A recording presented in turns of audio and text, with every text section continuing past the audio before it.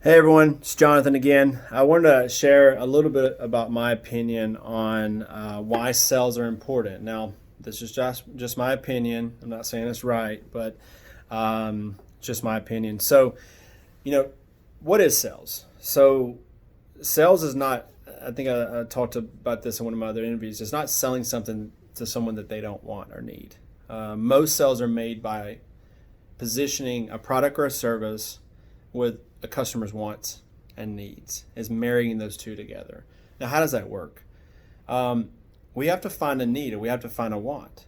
So, if a customer needs a product like a faster speed of internet or whatnot, we're going to pull those pain points out of what they're frustrated with their current services and be able to marry our products that are better to what they need.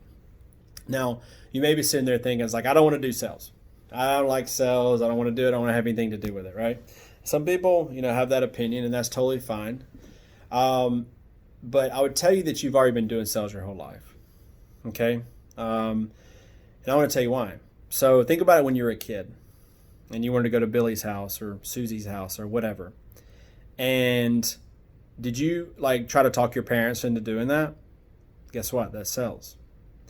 If you've ever gone on a date, when you're going on a date, you're not saying you know what, I barely do my laundry. I take a shower every 3 days, whatever the case may be. You're not accentuating all the. Well, I hope you don't. I hope that doesn't really happen. But if it does, you're not necessarily accentuating those things that are not the most glamorous thing about you. You're going to accentuate the things that are very positive, that's more attractive. Okay, and that's sales. So if you've ever gone on a date, you've done sales before. If you've ever gone to dinner with a friend and your friend wants to go to this restaurant and you want to go to a different one, but you really want to go to your restaurant, right? What are you going to do? You're going to position the place you want to go in a more glamorous light, and you're going to accentuate those positive characteristics of the place you want to go eat in comparison to where they want to go. You may say, you know what, I really want the stuffed macaroni or whatever. I don't know. Is it, it's like whatever the dish is. You're going to accentuate that. When we go there, we always have to wait in line. I really like this appetizer at this restaurant. Okay? So you're going to put the benefits out to the place that you want to go, opposed, comparatively speaking, to where they want to go. And ultimately, if you do a good job positioning that, you may get your way. Okay? So think about the people you date in life. If you're not confident in who you are as a person and what you could offer someone, a significant other, then they're not going to be very confident in your ability to do that, right? So that is a form of sales. Okay? So if you've never done sales before, you can always learn.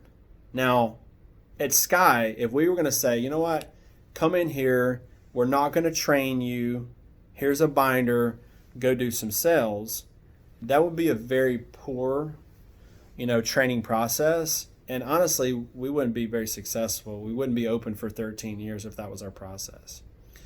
One of the ways we do our process is called a I do, we do, you do approach.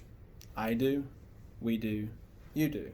So for example, when I'm training someone, okay, when they go out with us the first day in the field, they're not going to really be doing much. They're going to be watching. They're going to see how I interact with customers, see how I build rapport, okay, see how I press on the pain to find out the problems of the way the customer's set up. So that's I. Now, throughout the day, depending on the person, we're going to do it together. So I'll do it, and then we do. So we'll do it. They'll do a part, I'll do a part, depending on their comfort level with the pitch and the script and things like that. And eventually, I do, we do, you do. Then the person I'm training is going to be doing everything, and I'm going to be a fly on the wall just watching it all go down. So that's really my goal when I'm training my new employees, is to eventually, by the time they get done with their training process, is for when I'm done with a customer, for them to do everything and me not to say anything. Not to say that I can't, but I want them to really get their feet under them to be able to know how to do it.